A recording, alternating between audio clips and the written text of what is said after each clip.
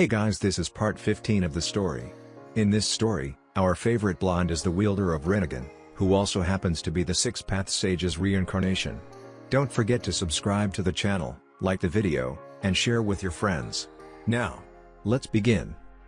Senju compound at dawn. Naruto and Hinata were both stirring as the sun was just coming up in the horizon. These few days were like vacation after 3 long years of training. It's not like they did nothing. They still did their morning workout routine, but the rest of the days were just spent relaxing and doing anything they might want. Morning love, Naruto said, rolling on the bed to see the face on his girlfriend. Morning, Hinata replied, half asleep. Naruto was about to reply when he heard a deep sigh in his head. Something wrong? Naruto asked Kurama when he heard the sigh. I'm bored, Kurama replied, stretching his limbs. Amuse me, human, Kurama ordered, and Naruto's eyes twitched. Why don't you chase your tails? It should be 9 times funnier, Naruto rhetorically asked with a straight face. I am not amused, Kurama replied with his eyes twitching. I know exactly what to do, Naruto said with his eyes sparkling with mischief. Kushios no Jutsu, Naruto said, going through hand seals and slamming his hand on the bed. Once the smoke had cleared, there was a chibi version of the Kyuubi. I'm still not amused, human, Kurama said, getting ready to devour Naruto. Not that he could in that body, since Naruto summoned him with low chakra mouth. Kurama was at this point nothing bigger than a cat. Kawa 5, Hinata screamed and proceeded to smother the chibi Kyuubi between her breasts. You can thank me later, you bastard, Naruto thought, looking at the suffocating Kyuubi. Kurama eventually managed to slip out from her grasp. I'm going for a walk, Kurama said, and Naruto nodded. Don't show yourself in the village. They hate foxes, and even though you are small you still have 9 tails, Naruto explained, and Kurama nodded, walking out of the room.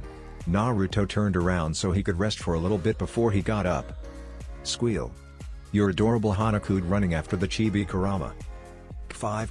The seal, put me in the seal, hurry, Kurama yelled, running through the halls and away from the Hyuga. Are you not amused? Naruto yelled from his bedroom. I'll get you for this, Kurama yelled and proceeded to run through the kitchen, picking up Kushina and Mito after the adorable plushie. How come he was never this cute when he was with us? Kushina asked with stars in her eyes. I know, right? Mito replied, and she and Kushina proceeded to try and catch the furball to pet it to death. I have to say that form is more appealing than his real one, Minato said, remembering what happened 17 years ago. Morning, Naruto said, coming into the kitchen half asleep. Kurama easily outmaneuvered the 3 running ladies after him and jumped into Naruto's head. Alright, he had enough, Naruto said, ending the chase.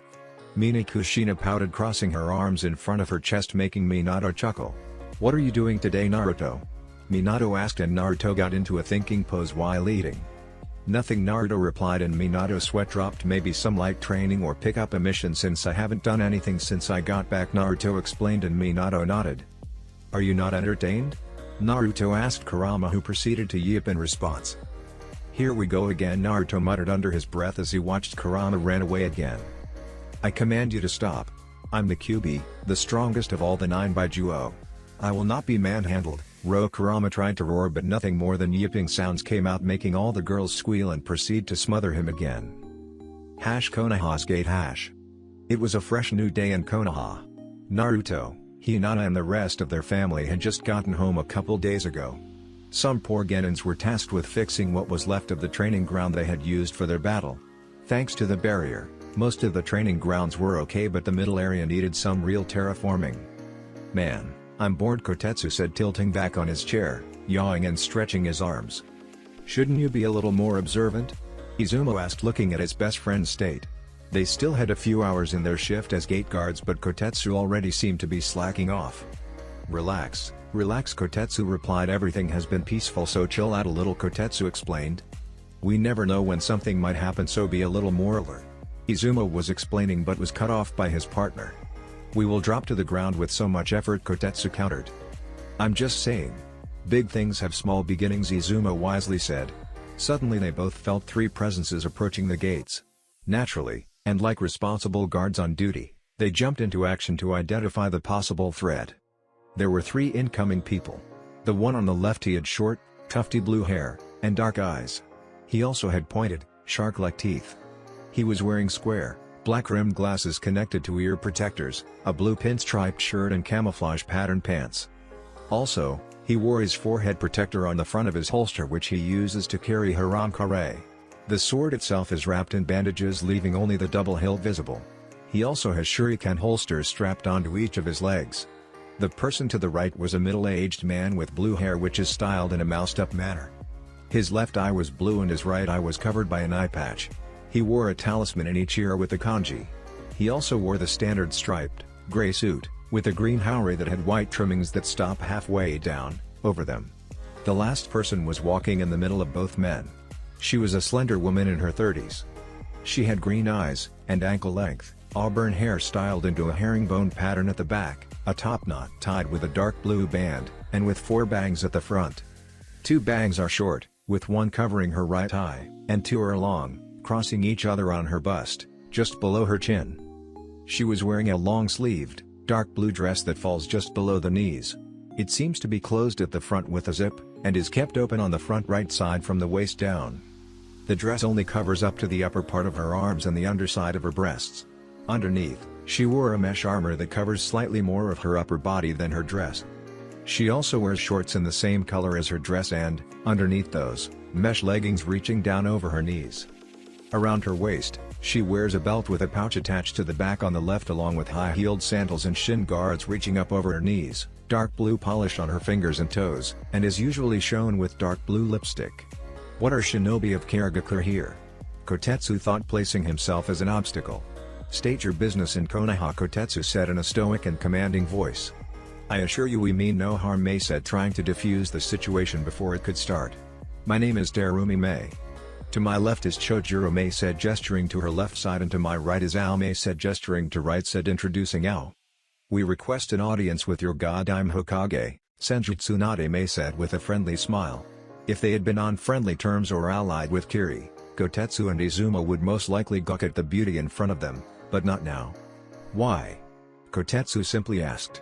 That is to be discussed in closed chambers with your Hokage, Mei stated, and Kotetsu nodded, calling an Anbu squad to escort the Kiri shinobi towards the Hokage tower. Hokage's office. Tsunade-sama, Shizune said, knocking on the door and stepping in. There are some Kirigakure shinobi who wish an audience with you, Shizune said, and Tsunade raised an eyebrow. I see, Tsunade replied, thinking what to do and what measures to take. How many are they? Tsunade asked. 3, Shizune replied. Only one can enter my office, the other 2 stay outside, Tsunade said, and Shizune nodded and went to inform them. Anbu stay alert. I don't any trouble, Tsunade ordered, and sat down on her chair when she heard 4 silence acknowledges. Outside of office. Tsunade-sama will see you now, but only one of you may enter the room, Shizune explained, and Mei nodded. Ao, Chojuro stay here, Mei said, and started walking towards the door when Ao voiced his thoughts. But Mei-sama, I'm uncomfortable leaving you alone in there, Ao explained, but Mei seemed to get the wrong words. You will never be comfortable alone, Mei thought to herself. Ao, Mei said, turning to him with a glare. Shut up or I'll kill you, Mei said, and Ao gulped, quickly nodding. Hokage's office. Thank you for seeing me on such short notice, Hokage-sama, Mei said, entering the office. I'm Terumi Mei, leader of the rebel forces in Kirigakure, Mei explained, and Tsunade nodded, motioning her to sit down. Not at all, Mei-san, Tsunade said, greeting her as well. So, what can I do for you? Tsunade asked, getting to the point of the meeting. I'm cutting through all the pleasantries. I came here to ask Konoha's help in winning the civil war, Mei said. I see, Tsunade said, tilting back in her chair and bringing her hands to her chin in thought. As you now the current leader of Kirigakure, Yagura the Jinchuriki of the Sanbi, launched a bloodline purge in the village. Our forces are about even, but Yagura has full control over his Baijiu, giving their side a huge boost in strength. We can't attack in numbers because Yagura can wipe them all out. Currently we have about 4,000 shinobi in our side while their side has about 6,000 plus, Yagura, Mei stated, and Tsunade nodded. Why did you decide to come Konoha for help of all the other 3 great villages? Tsunade curiously asked. The reasons are very simple. Of all the 5 shinobi villages, Konoha and Kumo are the closest, as I couldn't leave my forces for a long time without a leader. In fact, I came with 2 of our strongest shinobi since Yagura had already tried to assassinate me multiple times. Besides, Kumo was always independent and preferred isolation, Mei explained, and Tsunade nodded. What's in it for us? Tsunade asked, curious to what Mei would answer. At this particular point Kiri didn't have much to offer. Nothing, Mei honestly answered. There is nothing we can offer at this point. But we could come to an alliance once we had one. As I currently see, Konoha is without any support from any other village since the failed Suna Sound invasion 3 years ago, Mei explained. So you want me to lend some shinobi so that they can face some blood-crazed Jinchuriki where your own shinobi can't face. And the best thing I get is an alliance, and that's if we win, Tsunade said, laying everything at the table. I guess it was a waste of time coming here, Mei thought, sadly sighing. I'm game, Tsunade said, retaking her posture in her chair. I understand. Wait, what? Mei asked, confused as to what she just heard. I said I'll lend you some help to your side, Tsunade said, and got eyes widened from Mei. Not to sound ungrateful, but why? Mei asked, confused. The moment I decided to come here, even I wasn't sure if you would lend us some help, Mei explained.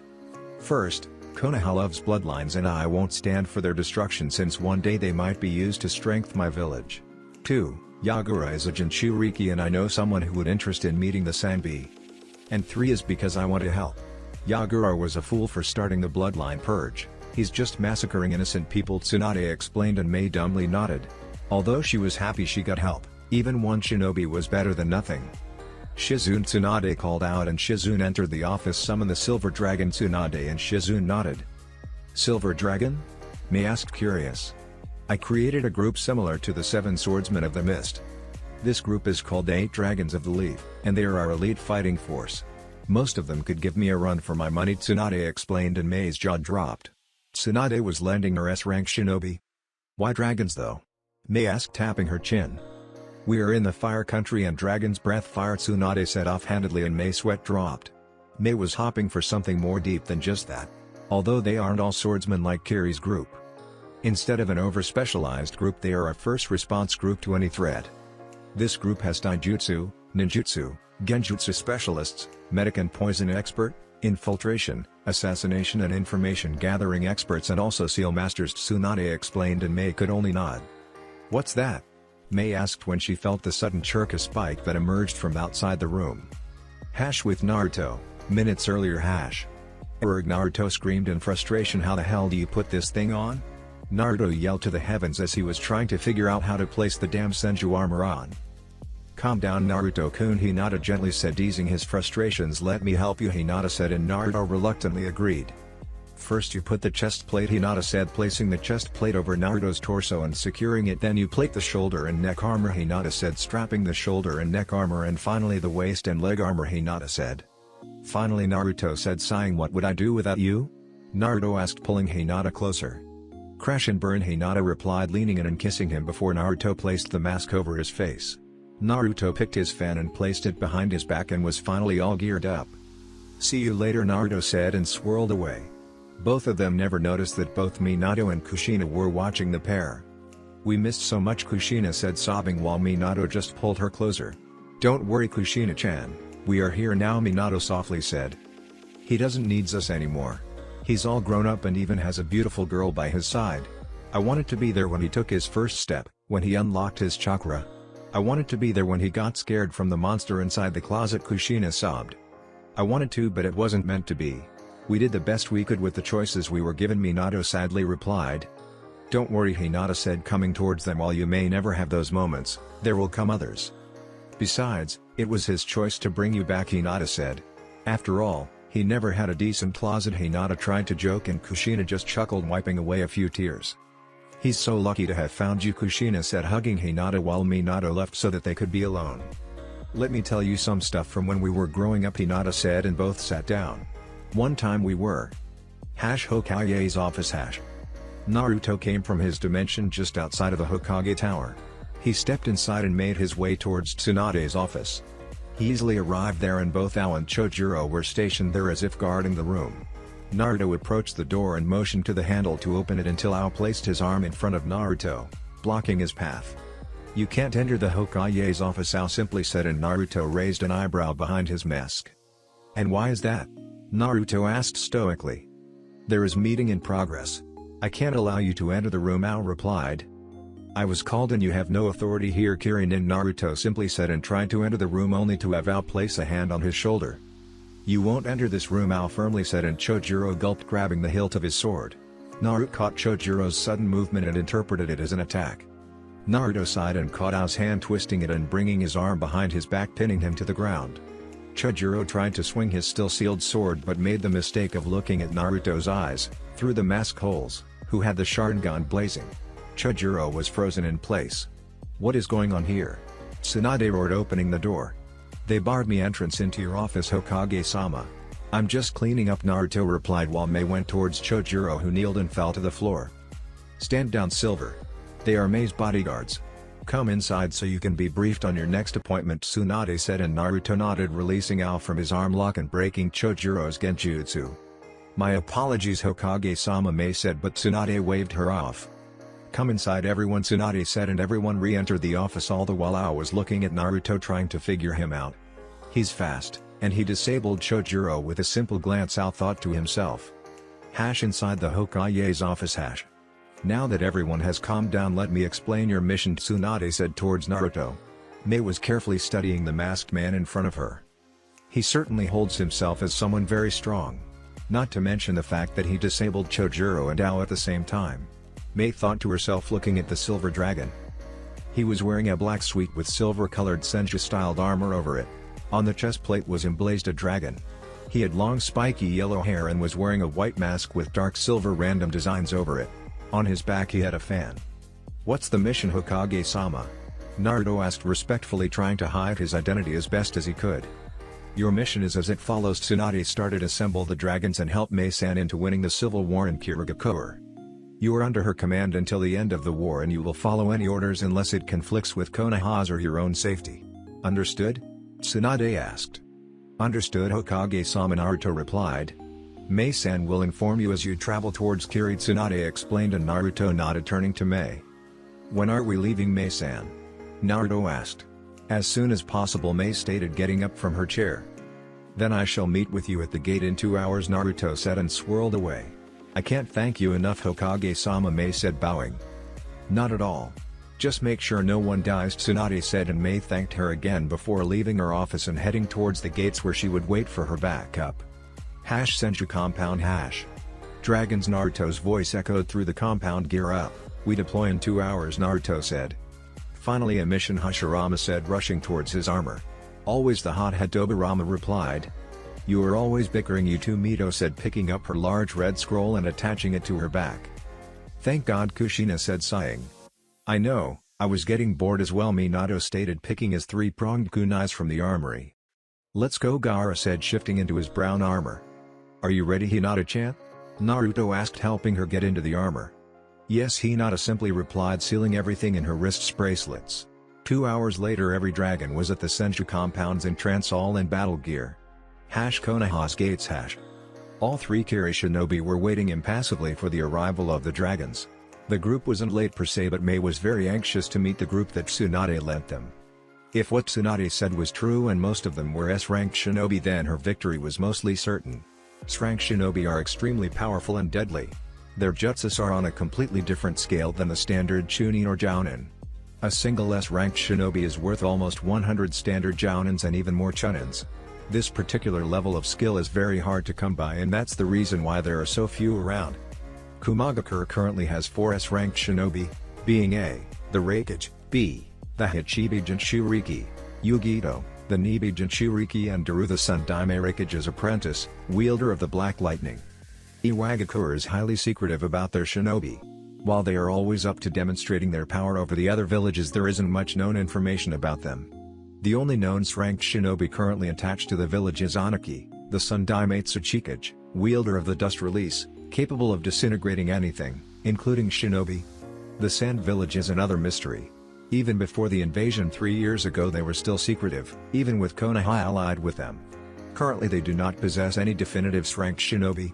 They have Chiyo, a Concealor that was renowned for their mastery in puppetry, but the old age has finally caught up to her. They also have Baki, the Godime Kaze Kage. While not a S-ranked shinobi, he isn't that far away. Then we have Kirigakure. Their shinobi are renowned for remarkable kenjutsu and water jutsus. They possess more sensors than any other village out there. The reason as to why that is unknown. The only S-ranked shinobi currently fighting in the Loyalist or the Rebel sides are Yagura, Yondaime Mizukage, and the Sanbi Jinchuriki, and Terumi Mei, the Rebel leader. There are a few others elite jounins like Ao and Chojuro, but they don't reach the S-rank title yet. Konoha also has their fair share of powerful shinobi. They have Senju Tsunade, God I'm Hokage, her grandson Senju Naruto, Jinchuriki of Kyuubi no Yoko and wielder of the Sharingan bloodline, Jiraiya the Toad Sage, Hatake Kakashi, son of White Fang, Hyuga Hinata, apprentice of Senju Tsunade, and Sarutobi Hiruzen, who despite his old age he's still very powerful. While S-ranked shinobi are very powerful and a huge asset to any village, they also tend to be unstable. They are so powerful that they tend to go up against their leaders, which often result in them becoming missing ninja as they run away from their village. That's the reason as to how the Akatsuki organization was born. Usually S-ranked shinobi only band together when there is someone stronger than them giving orders. Each village only has a handful of S-ranked shinobi since the end of the clan wars. These times of peace had somewhat lowered the level of the shinobi. During the clan wars the life expectancy was nothing more than their 20s and you had to be strong to survive. Even more than now. Now Konoha suddenly has, not only the known S-ranked shinobi but they also have another 8 S-ranked shinobi whose identity is classified. This was a major boost to their strength and even more since they managed to hide them from the other villages. If what Tsunade said was true, then this group could easily conquer any other village out there. You would need around 200 to 300 shinobi to match the power of a single cage level shinobi. And this cage level shinobi could wipe them all out without much effort. Sorry if we are late, Naruto said as every single dragon landed in front of Mei, all lined up in perfect formation. Not at all. You are right on time, Mei said. I'm Terumi Mei, leader of the rebel forces. My right hand man is Ao and to my left is Chojuro, Mei explained and everyone nodded. Now it's our turn, Naruto said and pointed towards the beginning of the group. He's the green dragon. He's a sensor, taijutsu and ninjutsu specialist, Naruto said pointing towards Hashirama, who was wearing a dark forest green armor with a mask with the same color. Next to him is the black dragon. She's our seal master, Naruto explained and Mei nodded. Next to her is the blue dragon. Sensor, water and space-time ninjutsu specialist, Naruto explained and Mei raised an eyebrow.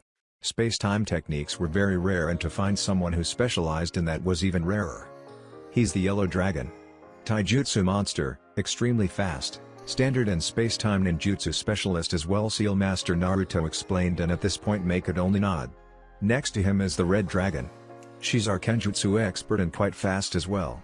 She's a seal master as well as wind ninjutsu specialist, Naruto said and turned to Gaara. Next we have the brown dragon. He was a special bloodline that allows him to control sand, Naruto said. Next to me is the purple dragon. She's a taijutsu expert, highly skilled in water ninjutsu, medical and poison specialist, infiltration, assassination and information gathering specialist, Naruto explained and Hinata blushed beneath her mask with so much praise her Naruto-kun gave her. And finally me, the leader of 8 dragons of the leaf. I'm an expert at everything, from taijutsu to ninjutsu, genjutsu, stealth, assassination, kenjutsu and so on, Naruto explained and all 3 Kirinin could only nod. Excellent, Mei started. Our objective is to win the civil war and end this bloodshed. Let's move out, Mei said and everyone jumped towards the Mist Village.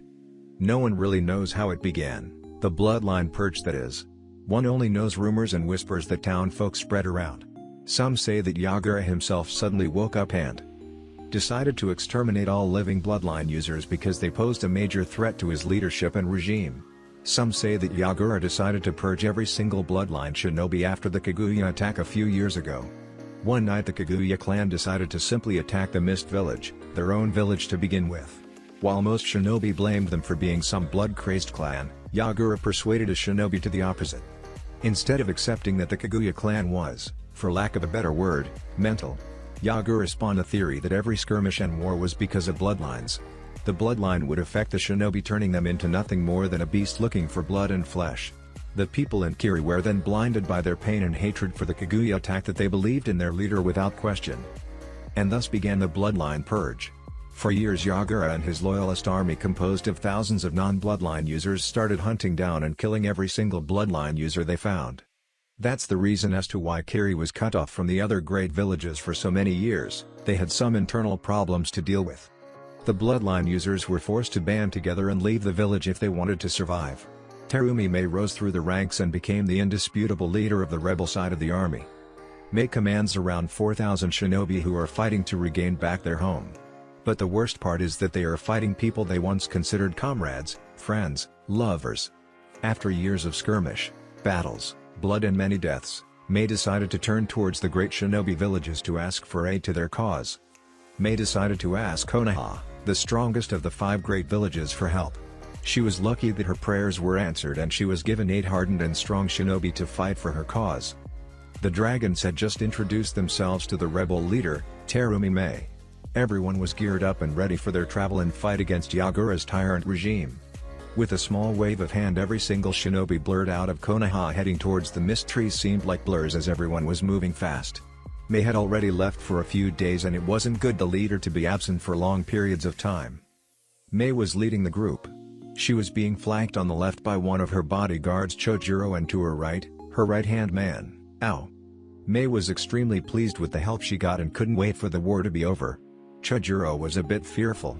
He could feel that they were powerful shinobi and could only hope that they didn't turn on them. Ao was another story. He didn't trust them in any way whatsoever. The little digression he had the dragon leader, Silver, only seemed to increase it. Something didn't feel right with these dragons. The 7 swordsmen of the mist never needed any masks to cover their faces. All this secrecy was driving him mad. Ao brought his right hand and made half the tiger seal. Ao focused chakra into his eye, the one covered by the black eye patch. His eyes suddenly glowed white and his veins bulged out slightly, but everything was hidden by the patch. Ao gasped when he saw just what type of shinobi they were. They are monsters, every single one of them, Ao thought to himself, gasping for air, trying to keep his cool and not alert them. Their chakra levels were through the roof.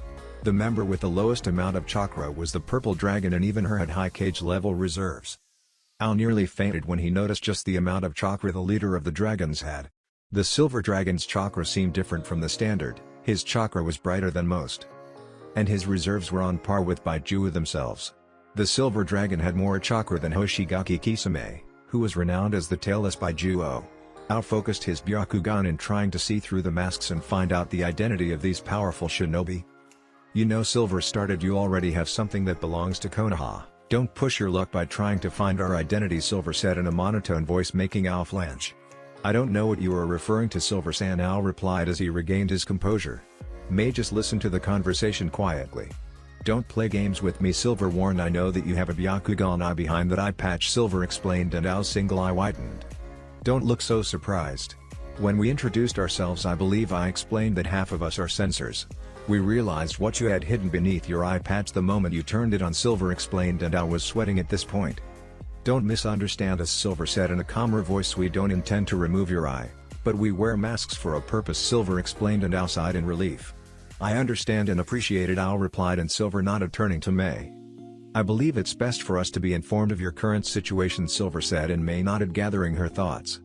Currently we have around 4,000 bloodline users in the rebel army. Yagura is the Jinchuriki of the Sanbi. He has full control over his Baijiu and he controls the Mist Village along with near 6,000 non-bloodline shinobi. Mei started. As you most likely know, Water Country is formed by multiple islands. The biggest island, located in the center of the country, is where the Mist Village is. This island is surrounded by several other where there are several outposts. Our army is spread out between 2 islands which we managed to capture the strongholds, Mei explained. We can't push forward into the main island without taking over the other 3 remaining strongholds first, and even then it will be very difficult. Yagura has full control over his Baijiu and can obliterate the army if we attack in numbers. However, there isn't anyone strong enough to face Yagura on his own, not even me, Mei finished sadly. The rebels had fought for years but nothing seemed to change. If your main problem is Yagura, then with us he shouldn't be a problem, Silver started noticing the incredulous look on Mei's face. There was a reason as to why Baijiu were so important to nations. They were the real army killers. The Jinchuriki, when properly trained, could wipe hundreds of shinobi in the blink on an eye, and they were hard to kill. Our group has 4 seal masters, but above else, Silver trailed off and he motioned Green to do a little show off. Green chuckled and clapped his hands together in the snake seal. A tree popped from the ground, giving Green another step to further his jump. Makuten, Mei whispered, staring the green-colored dragon.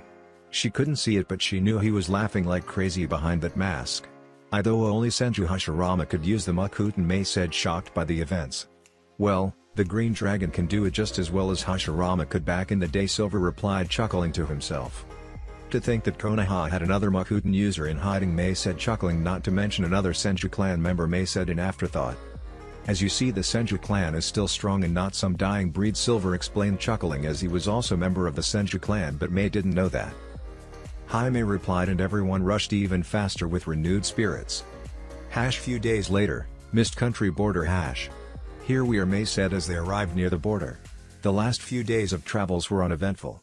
I advise some caution as we are about to enter the Mist Country and it's still controlled by Yagura, May warned, and everyone nodded.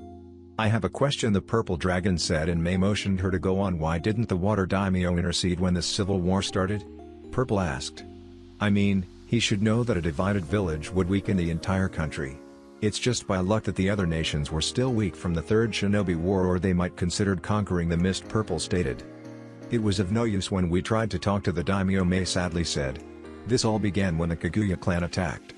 Their members were always bloodthirsty and they didn't seem sane. One day the Kaguya attacked the Mist Village, their own home to begin with.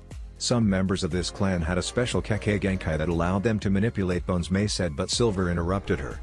Shikatsumiyaku, I killed the last of the Kaguyas 3 years ago, Silver said, sighing, and May knew that killing was never easy, but knowing that it'd be the end of a clan, it would be worse. Only a few members of this clan were able to the dead bone pulse, but these few were extremely strong and very hard to kill. After the bloodbath, Yagura announced the bloodline purge with the daimyo's support. And the rest is history, May concluded, and now sighed. I wonder what kind of leader slaughters their own men. While I agree he should protect his own village at any cost, no one in their right mind would do something like this, Green said, an afterthought. No one really knows why he chose to do it, May started. Yagura was always a good leader. He was kind and warm to his people, and, even though he was a Jinchuriki, his village still loved him and chose him as their leader, May explained. She as well couldn't understand how someone could change like this, but she guessed that pain can change a lot of things. Pain changes people, Silver said in a monotone voice. Kushina looked towards Naruto with concern. Naruto had told her that in the beginning, Konoha hated him, but she didn't think they were physical towards him. Man, it's foggy, Green said. The fog is a natural defense of the Mist Country. Our shinobi are born in it and, as such, they are used to living in these conditions, May explained, and Green nodded, although he already knew that.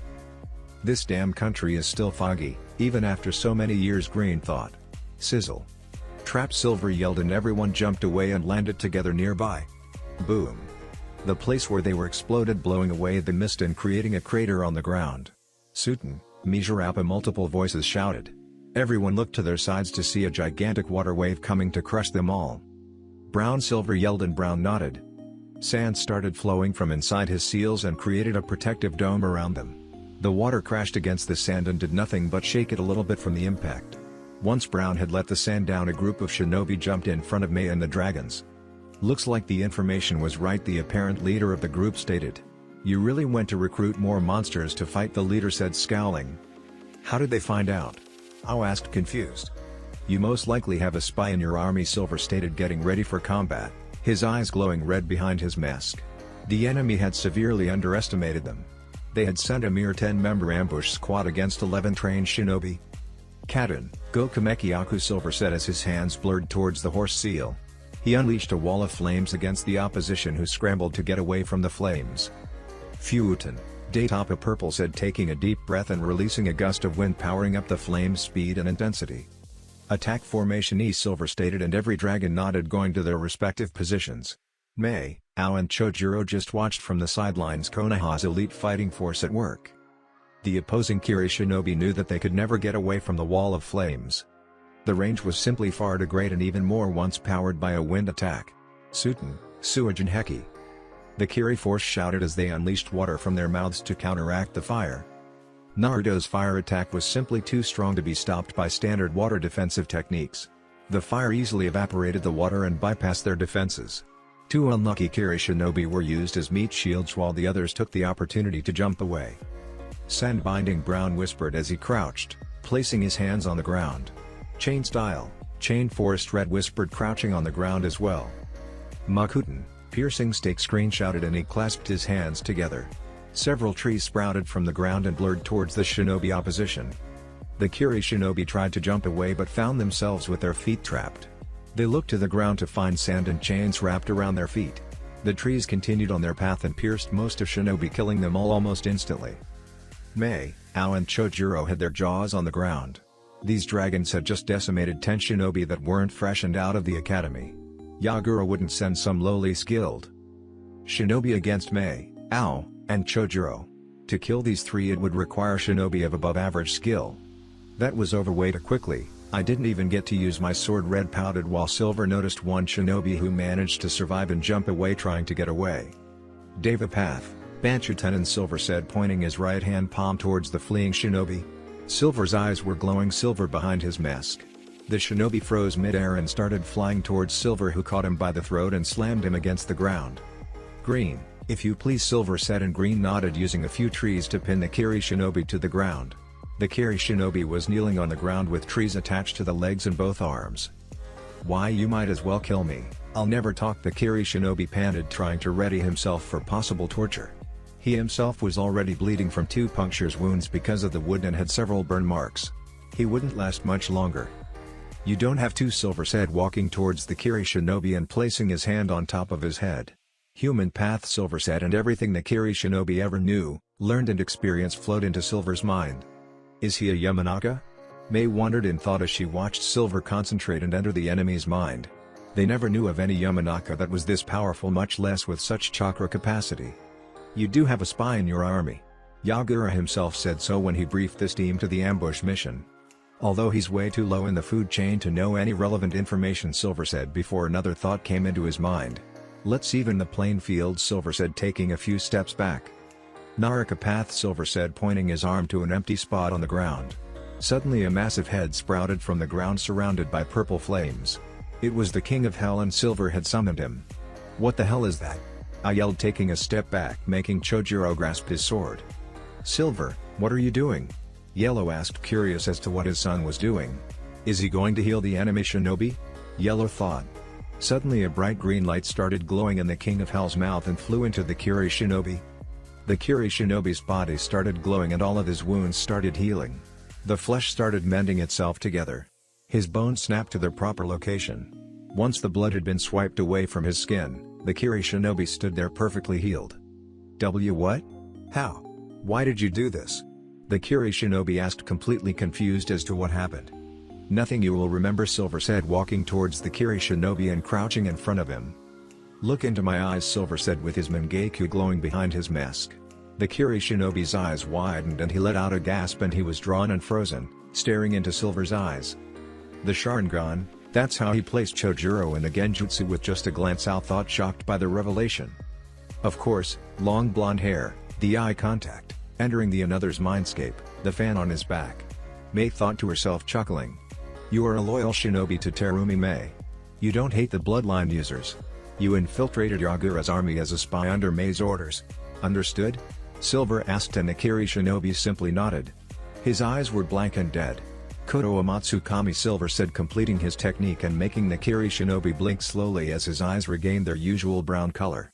Green released the wooden tentacles and the Kiri shinobi quickly rose. He walked calmly and kneeled before Mei. What are your orders, Mei-sama? The Kiri shinobi said, kneeling in front of her with his head lowered. What did you do? Mei asked, completely bewildered. This was my most powerful illusion. This illusion is so powerful that the victim doesn't even know he's being affected. It allows me to enter my opponent's mind and manipulate them by giving them false experiences, making it seem as if they were doing things of their own free will. It is regarded as a genjutsu of the highest class due to the victim being entirely unaware that they are being manipulated, Silver explained, rising, and Mei gulped. Though I can only apply it to weak-minded people. Shinobi with strong minds can try and fight it. To them it would end as a clash of my mind against theirs, Silver explained, and everyone let out a sigh of relief, minus Chojuro, of course, who was still shaking. You live to the expectation, Senjin Naruto said with an amused tone, making everyone freeze except Naruto, who chuckled. How did you find out? Naruto asked as he removed his silver mask. Blood-red Sharingan eyes looking towards Mei. That Yamanaka-style jutsu did throw me off, but when I heard you saying look into my eyes and that fan on your back, coupled with your blonde hair, made it hard to be mistaken, Mei explained. It lasted longer than I thought it would, Naruto said, chuckling, while the rest of the dragons shook their heads. Tsunade-sensei is going to be pissed, Purple thought. So you Uchiha Madara's grandson, Ao said, stepping forward and looking straight into Naruto's Sharingan eyes. Why does everyone instantly says my gramps' name? Naruto rhetorically asked. I mean, Senji Hashirama and my father Namikaze Minato were legends on their own right, Naruto stated.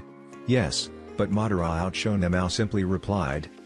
I tamed the 9 Baiju and formed the village system. I killed a battalion of shinobi with a single jutsu. Hashirama and Minato both thought, drawing circles on the ground while both redheads tried to comfort their husbands. "What's your name?" Mei asked towards the kneeling shinobi. Han replied. "The ambush has failed since we had help from Konoha. You are to continue your spy work. Report every week or when you find pertinent news," Mei ordered. "As you wish," Mei-sama. Han answered and quickly turned to leave and report to his leader, Yagura. "They were smart enough to ambush us in the border," Blue stated. "Yagura is no fool. Even he knows that he can't face Konoha as of right now, and ambushing us in the Fire Country territory could be a deadly mistake," Mei replied. "Let's continue. We are close to our main base," Mei said, and everyone nodded. Few days later. During the last few days everything changed in the Mist Country. Everyone in the rebel side was extremely pleased to see the help that Konoha had sent them. Senju Tsunade had even sent her own grandson, Senju Naruto, to help. Not that the others dragons did nothing, but they needed a public face strong enough to boost the morale. And who anyone better than a member of both the Senju and Uchiha's clan? The rebels had come out on top of every single skirmish during the last few days. Due to Naruto, Yellow and Blue space-time techniques, they were able to be present everywhere. Every battalion was gifted with kunais, each one keyed to either Naruto, Yellow or Blue. So when the battalion was in trouble with their battlefront, they would throw the kunai into the middle of the enemy. Several flashes later and the skirmish was won. Coupling everything with Hinata's remarkable medical capabilities, the war had shifted with the rebel getting the upper hand. Slowly but surely, the rebel side began pushing the loyalists back on all fronts.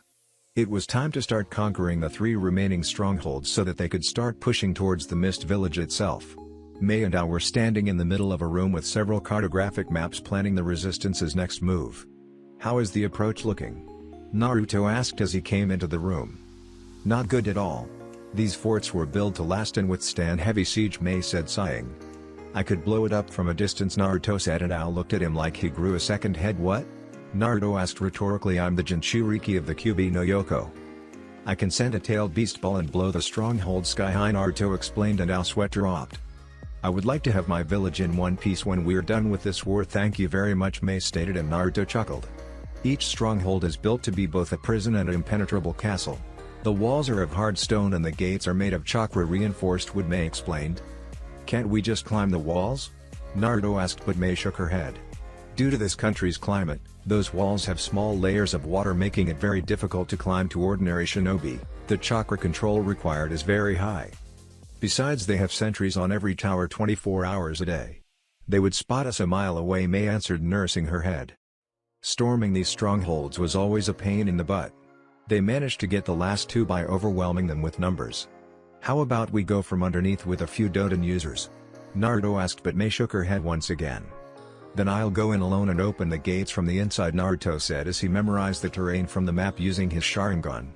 "I don't need to climb walls to enter the fort," Naruto said, and Mei raised an eyebrow. "My space-time techniques are on a whole new level. I can easily walk through walls and other barriers," Naruto explained, and to demonstrate he started sinking into the ground and reappeared behind Mei.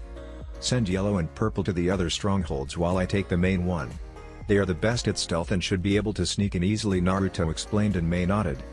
According to Han, Yagura is gathering the main army in the village.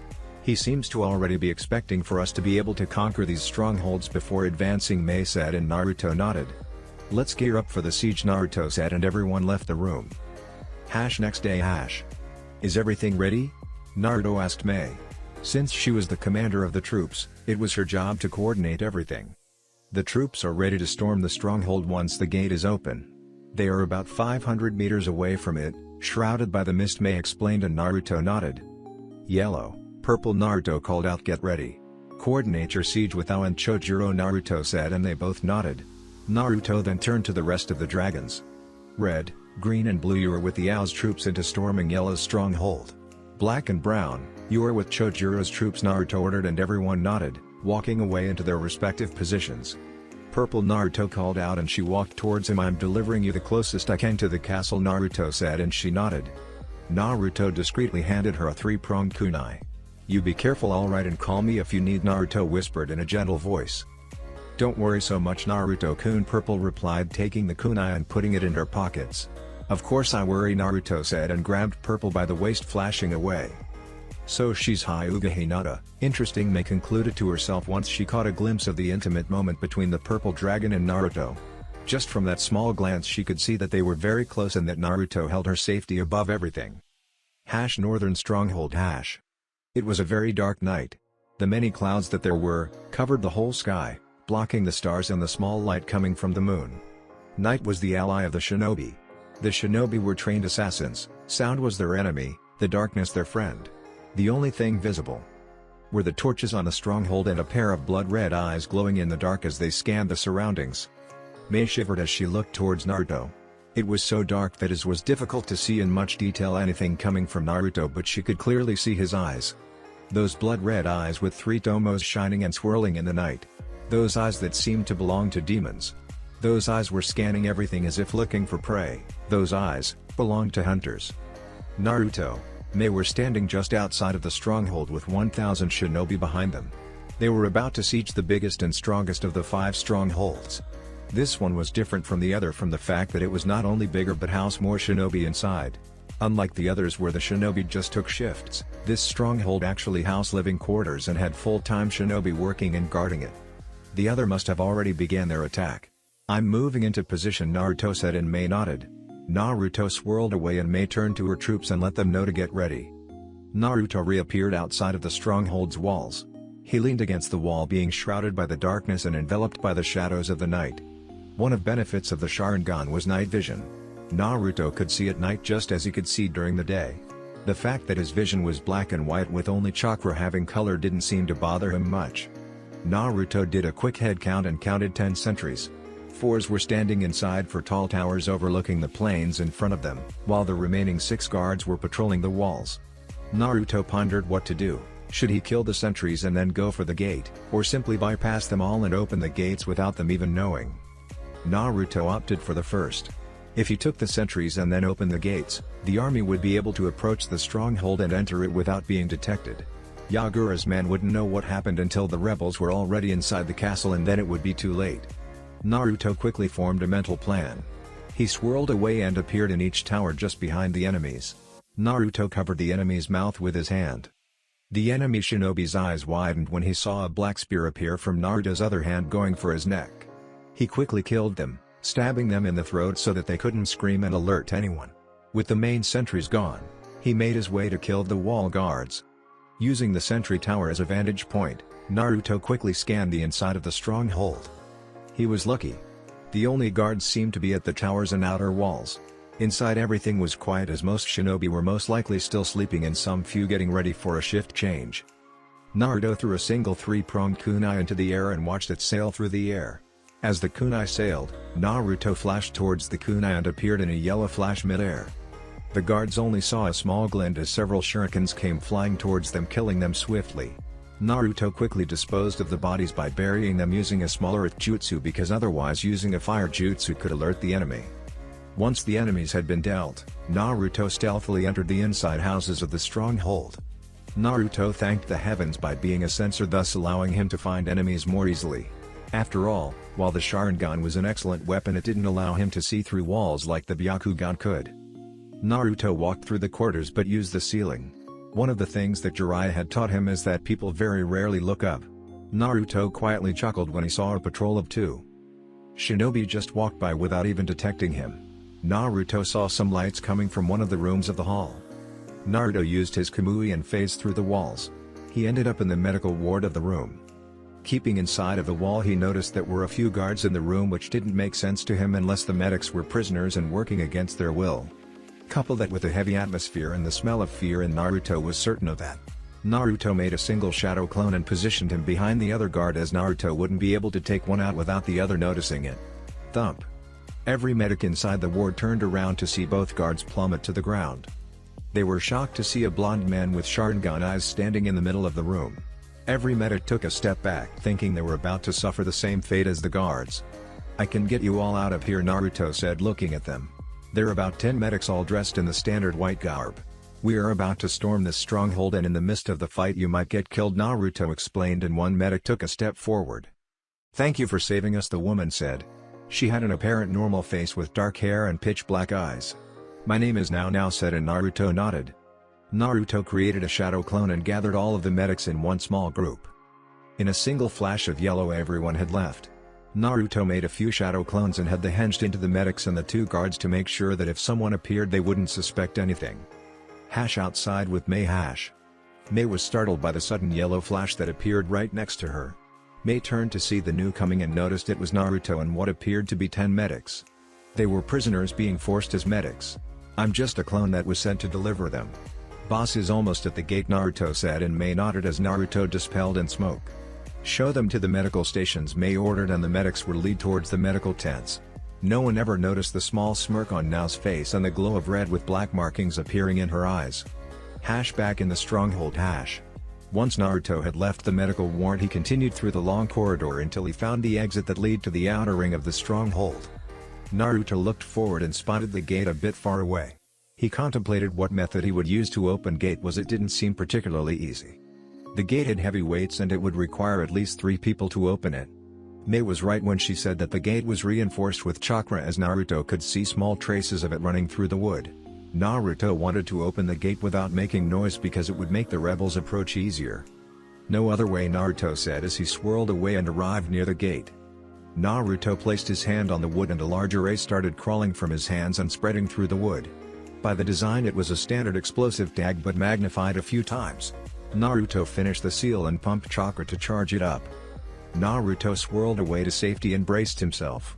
Naruto made a single hand seal and the gate started to glow. Boom! The gate exploded with the wooden doors being blasted away from the stronghold. Every single shinobi inside the stronghold was woken for the sound of the explosion, and surely, moments later a loud siren started echoing through the night. That was enough sign for Mei to order her troops to move forward. "Charge!" Mei yelled as she and all of her troops suddenly jumped out of the mist and started running full speed towards the castle. Not even 5 seconds later and the stronghold was being swarmed by 1,000 fully armed shinobi. Loud explosion and the sound of metal clashing was heard through all of the stronghold. "Mei," Naruto said as he jumped from the walls and rendezvoused with Mei. "Take a few hundred shinobi. Circle the castle and infiltrate from the back gate," Naruto said, and Mei got confused. "There is no back gate," Mei stated. "I made one," Naruto seriously said, and Mei's eye twitched. "It's a small hole. You can fix it later," Naruto explained, and Mei sighed.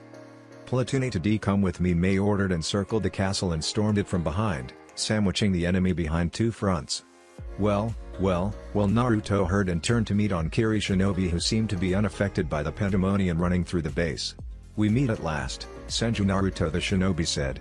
"And you are?" Naruto asked, looking intently at the man. He wore the standard kiri with the flak jacket, and pinstriped leg and arm guards. "Where are my manners? My name is Toshio and one of newer members of the 7 Swordsmen of the Mist," Toshio said as he took out a sword from behind his back. It was one big cleaver to make it simple. "I see," Naruto said, channeling chakra to his wrist seals, and his old Chokudo popped into existence. "I always thought that the Senju clan was overrated.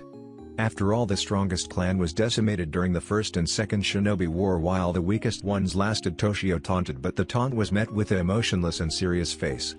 "Show me what you are worth, Senju." Naruto, Konohano Raijin, son of the Kiroi Senko and grandson of Uchiha Madara, Toshio yelled, running towards Naruto with his cleaver held up high. Naruto quickly analyzed the enemy with his Sharingan and could see that he was nothing than a mere jounin with standard chakra reserves. "I guess the swordsman title went over his head," Naruto thought to himself, and thanked the heavens for him having Hinata.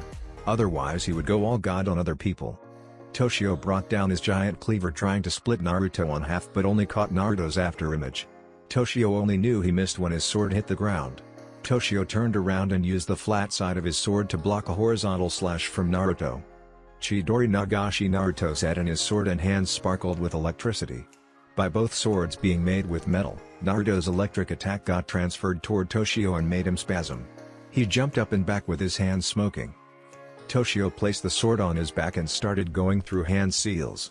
One particular jutsu that Naruto knew all too well. "Kirigakur no Jutsu," Toshio said, and the grounds where they were fighting became all covered in mist. "This is the end, brat," Toshio said as he disappeared inside the mist. Naruto just shook his head and stayed relaxed in the same place. Why bother moving at all when you can't see half an inch ahead of him? Naruto quickly knew that Toshio was an amateur at the art of silent killing. Naruto could hear him breathing for the love of God. Naruto was getting bored by the fight and decided to end it when Toshio made his move. Die! Toshio yelled as he appeared behind Naruto with his cleaver getting ready to cut Naruto in half. And cut he did, or so he thought as he watched the blade pass through Naruto and exit at the other end. "What are you?" Toshio yelled. Naruto turned around and locked eyes with him.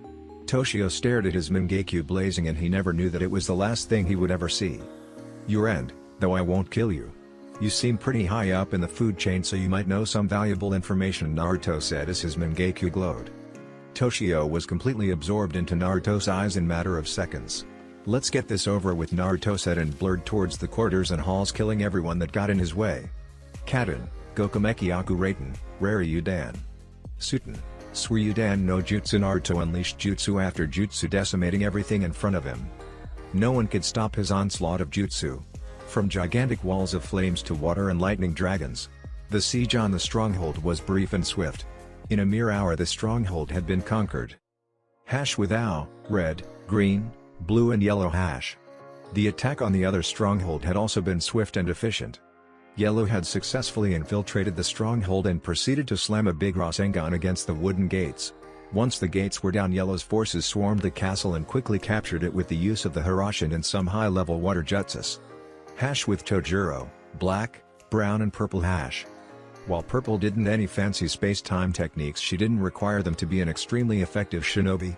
Just with her Byakugan and her extremely accurate aim, coupling that with deadly poisons, she was a force to be reckoned with. Though Purple was supposed to infiltrate the castle, she took a different approach. Purple simply approached the gates from the outside, without no one even noticing her, and simply punched the gates. The wooden gates that were supposed to withstand heavy siege were simply blown from their hinges and crashed into the back of the stronghold. "That's one scary woman," Chojuro shakily said while Black laughed. Mito did taught Tsunade the basics of super strength, though Tsunade managed to refine it to a whole new level. With Brown Sand and Black's shields the life losses were slim to none. Purple lead the attack and they decimated the enemy in a matter of hours. Hash next day Hash, Mei, Ao, Chojuro and most of the dragons were gathered at the main stronghold, the one Naruto and Mei conquered. The castle had a cheerful ambient. This was the most they ever achieved in almost 2 years of fighting. "We did one hell of a progress today," Mei said, and her troops cheered. "Just a few more days and everything would be over. We have Naruto and his dragons to thank for," Mei said. "You don't, ha?" Bo-oh-oh, A massive explosion echoed through the grounds, making everything shake from the power. Naruto and the dragons quickly made their way towards the surveillance towers and they managed to see the location of the explosion, not too far away. "That's the medical stations," Mei stated while Naruto realized that Hinata was there doing what she could to heal the injured. "Hinata!" Naruto yelled and started running since he couldn't sense her marker anymore. The rest of the dragons and Mei run towards the location of the explosion as well.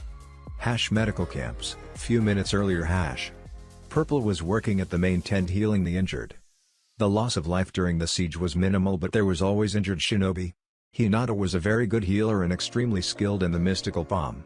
Apparently the better your chakra control was, the more efficient was the technique. "The bones are in their proper place, give it a few days and you will back to new," Purple said, and the shinobi thanked her. Hinata quickly finished the remaining patients and went for check-up routine on all of them before she decided to leave. "Takumi-san," Purple said as she entered the room of the head doctor. "I'm leave," Purple was saying but stopped when she saw Takumi's body on the ground in a pool on his own blood. Purple quickly rushed him only to find out he was assassinated if his slit throat was anything to go by. Hinata activated her Byakugan just in time to see a hail of kunais and shurikens being thrown at her. "Kaiden," Purple said and started spinning in a blue dome of chakra and blocking every single projectile that was thrown at her. "Would you look at that?" Now rhetorically asked as she jumped down from her hiding spot, landing in front of Purple smirking. "A get to kill a Hyuga now," said grinning. "Now, YRDOI." Hinata was about to ask what was going on when she looked to Nao's eyes. They were blood red with 3 black tomos. "Sharingan, how is that possible?" Purple whispered with her mind running a mile per second. "You can't be an Uchiha, it is not possible. The only remaining Uchihas are Naruto, Sasuke and that Tobi fellow," Purple explained, not mentioning Minato's name. "I don't know anything about that now," said chuckling as her Sharingan started spinning, gaining a completely new appearance. What was once the standard Sharingan now looked like a vortex, and given the fact that the Sharingan was spinning, it gave the effect of drawing Purple to her eyes. "A Mangekyo," Purple said as she broke the trance from looking at her eyes. "Yes dear. Eternal Mangekyo Sharingan, you stand no chance now," said as she smirked. now blurred through hand seals and took a deep breath. Kaden, Gukakyu no Jutsu now said and released a fireball towards Purple. Purple jumped away to avoid and the whole medical tent went up in flames, making it nothing more than a battlefield. Suijin Heki Purple said midair and released a small water wall to block the flames that decimated the tent. Suryudan no Jutsu Purple said as she used the water she expelled from her mouth and formed a water dragon. The dragon rocketed towards now but it was countered by a fire dragon that nullified her attack. You not bad for a medic now taunted as the steam began to spread, lessening its thickness. Purple dashed towards now who smirked and got ready to face the Hyuga in battle. While now knew that you should never face a Hyuga in taijutsu she was a Uchiha. Purple and now met halfway and began exchanging multiple punches and kicks. They were just trying to get a feel for their opponent. Let's up this shall we now said as her eyes began to glow. Hinata had no choice but to disable her Byakugan. If Hinata had her Byakugan active, there was no way she could avert from looking at the Sharingan. Amaterasu now said and Hinata erupted in black flames. Now smirked but quickly dropped it when Hinata bursted water.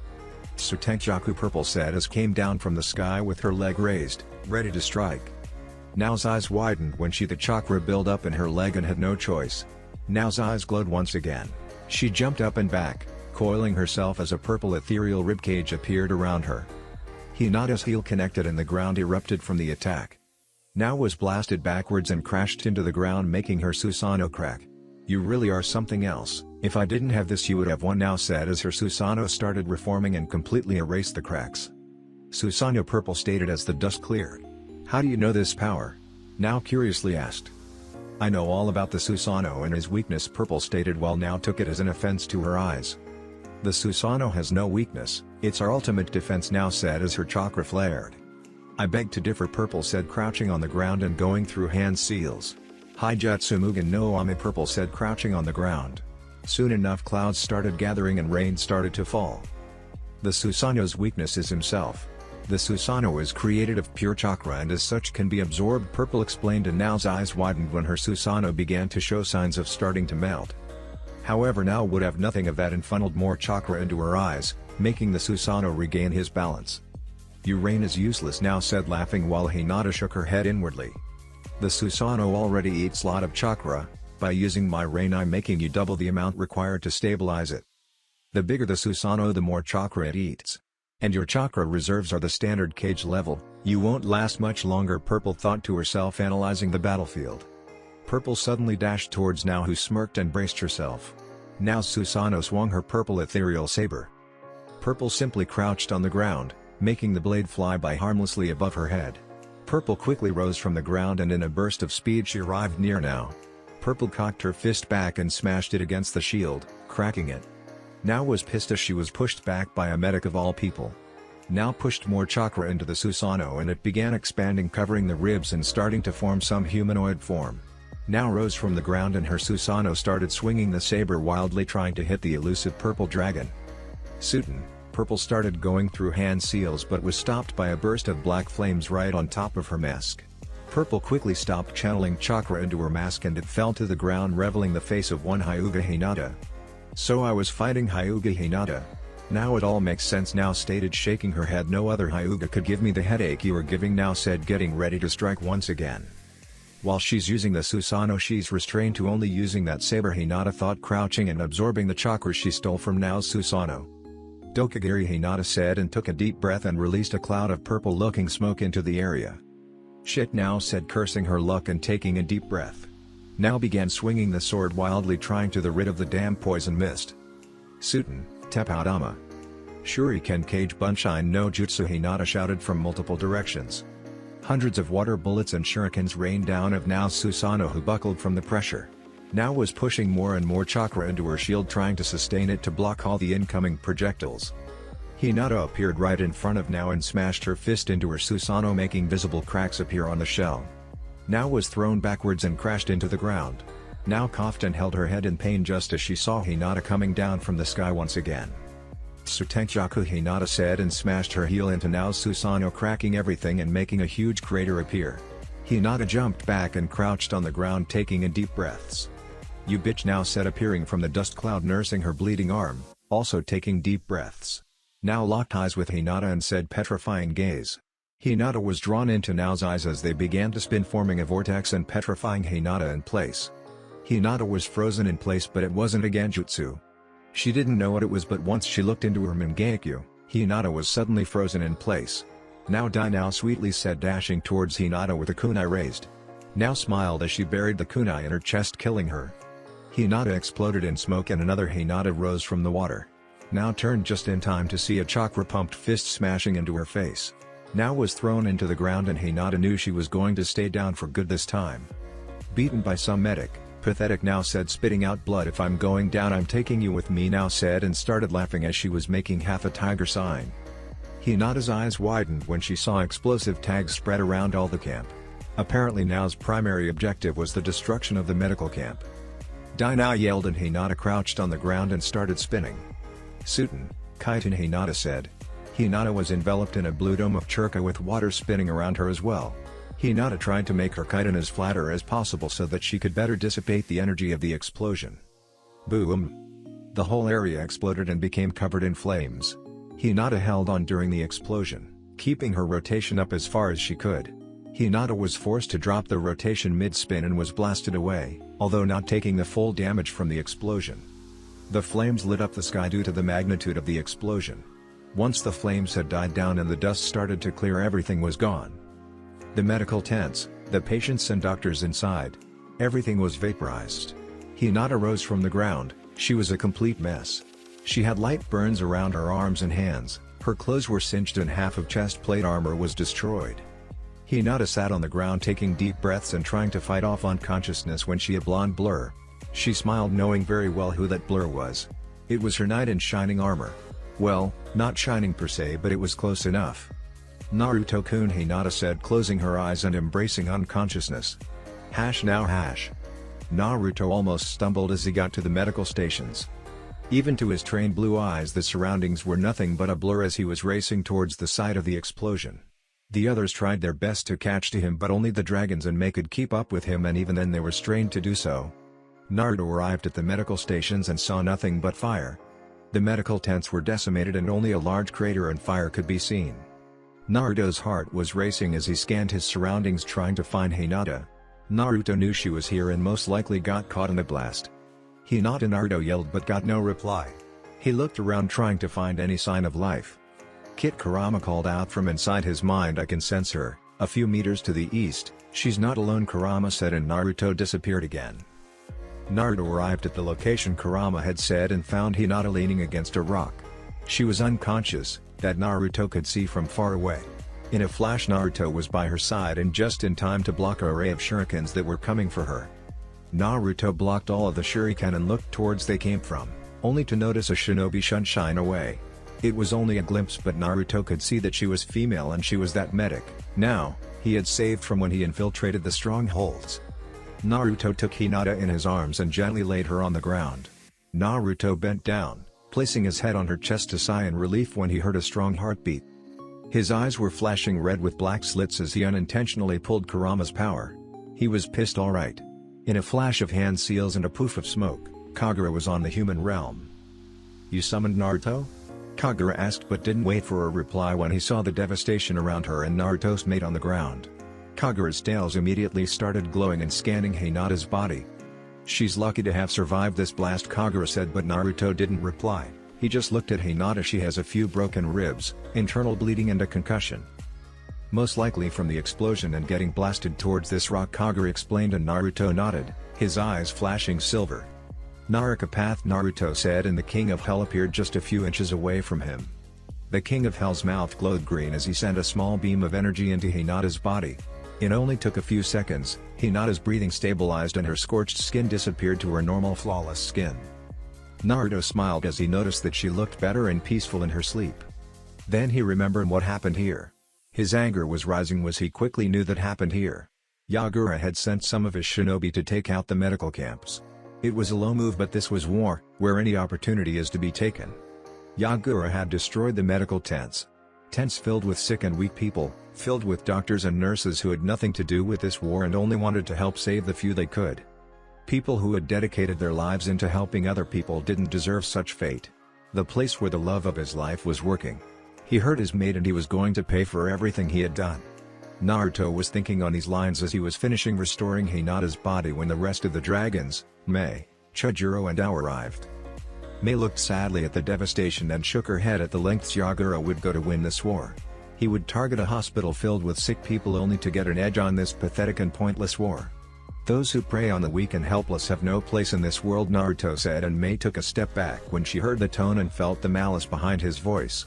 She looked at him and noticed the purple dragon unconscious on the ground. The mask was gone and was replaced with the beautiful face of Hyuga Hinata. Even Mei had to admit she was a goddess in human form. Mei smiled at the fondness and love that Naruto had of her but quickly forgot that when she felt his anger.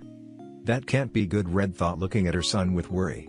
That deep and cold voice made her shiver as if a ghost had just walked by. Those ants dared to try and kill my Hinata, Naruto said darkly, and all of the dragons were looking at him with weary faces. Naruto was always a easygoing guy, friendly and highly protective of everyone he cared about. Naruto tended to avoid confrontations when he could. Although there was one golden rule: don't hurt anyone he cares for, much less Hinata. The dragons knew they had no chance of defeating Naruto, much less when he was pissed and fighting for real. I'll slaughter them, Naruto roared in absolute rage with his chakra levels rapidly escalating. Mei looked alarmed and scared as she never saw Naruto in such state. She never saw him pissed and angry, and, judging by the levels of his chakra output, he was beyond pissed. She was sweating and Naruto wasn't even mad at her. Naruto, calm down, Yellow said, trying to calm his son down. Minato flinched and took a step back when Naruto turned and faced him, locking eyes with him. His Mangekyou Sharingan was glowing and the aura he was releasing was so powerful and strong that the ground was cracking from the pressure. They dared to hurt my mate, Naruto said, chuckling to himself. Ao was gulping and taking a few steps away from that monster. Chujuro was shaking like a wild leaf. I will show them my power, the power of Senju, Naruto. I'm going to show them what happens when you anger a god, Naruto said in dark voice, and in a flash of yellow he was gone. It took them all a few minutes to recover from what happened. What the hell happened to him? Mei asked, gulping as her breathing returned to normal. She was drop dead scared of Naruto right about now. She never knew he could be so cold and intimidating. Everyone has darkness, and that is what happens when you hurt Hinata, Red said as she bended over and picked up Hinata in her arms. Kushina was no medic, but even she could see that Hinata was back to perfect health. He got so angry. I've never seen something like that, Mei said, shivering. Naruto is highly protective of his girlfriend, Yellow stated. Don't you think that's a bit excessive? He managed to heal her back to full health, Mei explained, confused. Naruto's reaction was excessive. I understand why you would say something like that, and before I explain, let me ask you something, Red began. What do you know of Senju, Naruto?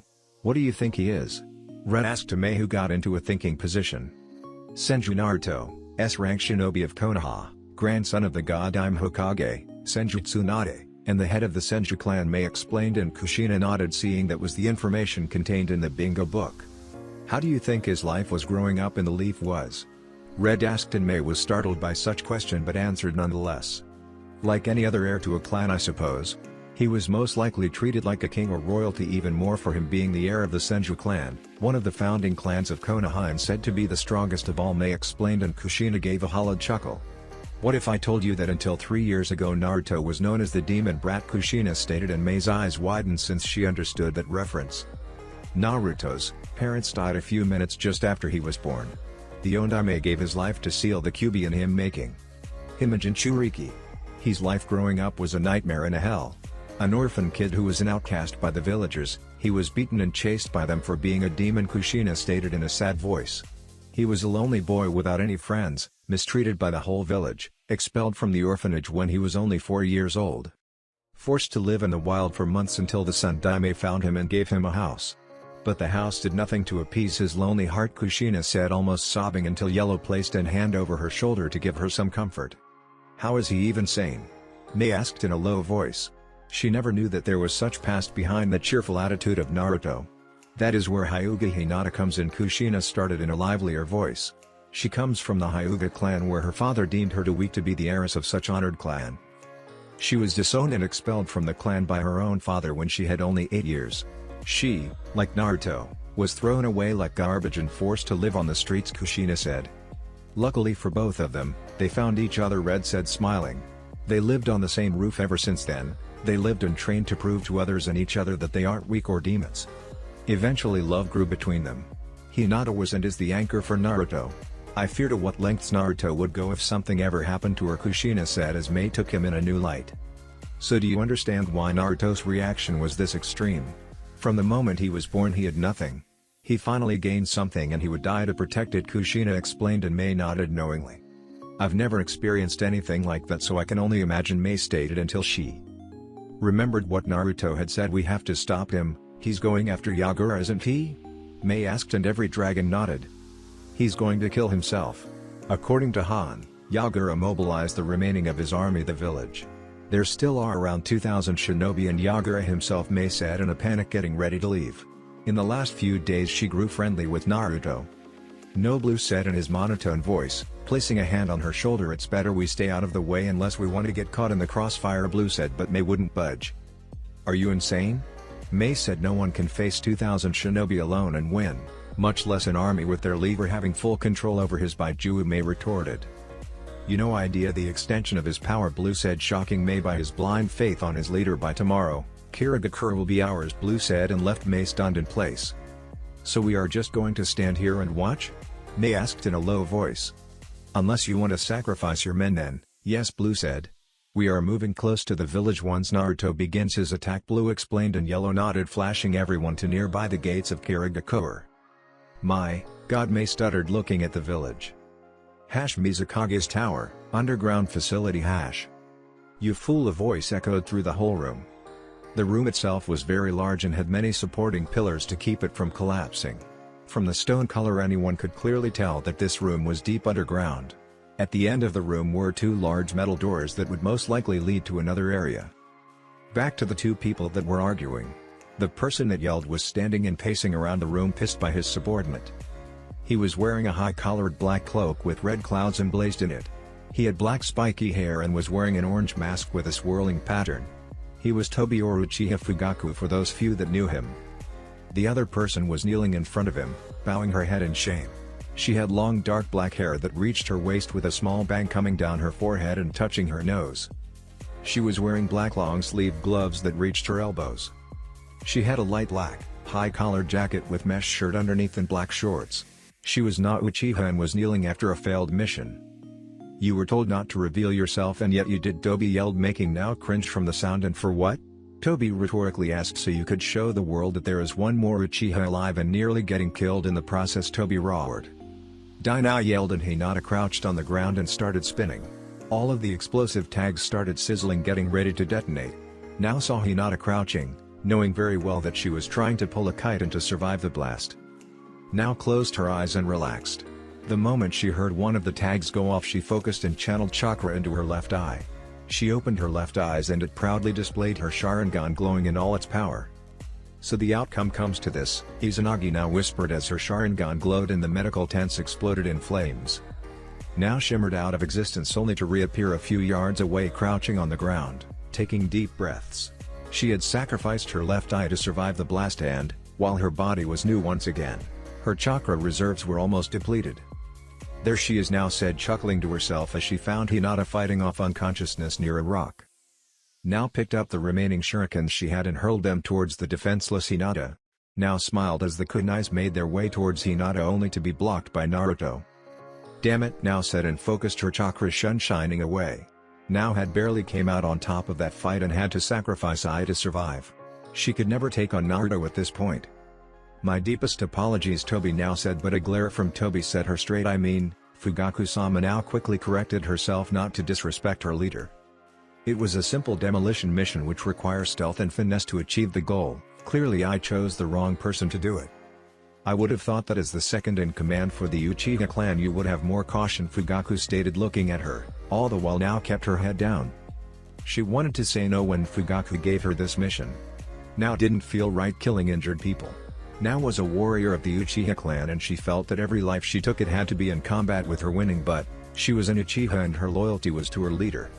And now look at you, you blew the mission so you could fight a Hyuga, Fugaku said, shaking his head, and you lost.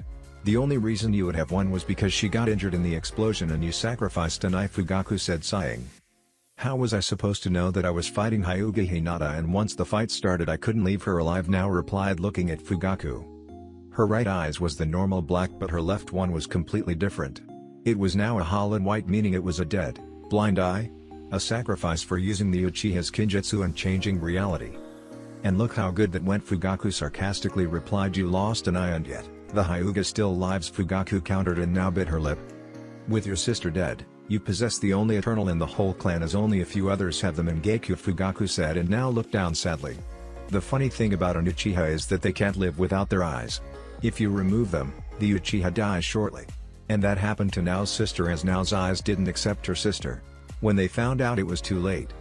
You know that you can have Nagato heal me with his Rinnegan. Now tried to counter, but Fugaku was adamant in making sure she understood her mistake. Nagato is dying. The Rinnegan is too powerful for his body. Every time he uses it, his body grows weaker and weaker. He won't last much longer, Fugaku sadly said. The Rinnegan isn't some ordinary Dujutsu. Even with the Uzumaki vitality, those eyes are too powerful for him to wield, Fugaku stated, releasing a deep breath. There isn't many people who could even think of wielding such Dujutsu without any drawbacks. Only someone who is both Uchiha and Senju blood can wield it to their full power, Fugaku explained.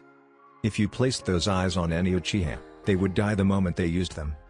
Due to their bodies, the Senju and Uzumaki can wield them, but that is only partially and temporarily, until their body succumbs. And there aren't that many Senjus left around, Fugaku said and now sighed. You could use them without any drawbacks, as Madara-sama gave you Senju DNA to strengthen your body, now stated, getting a tick mark from Fugaku.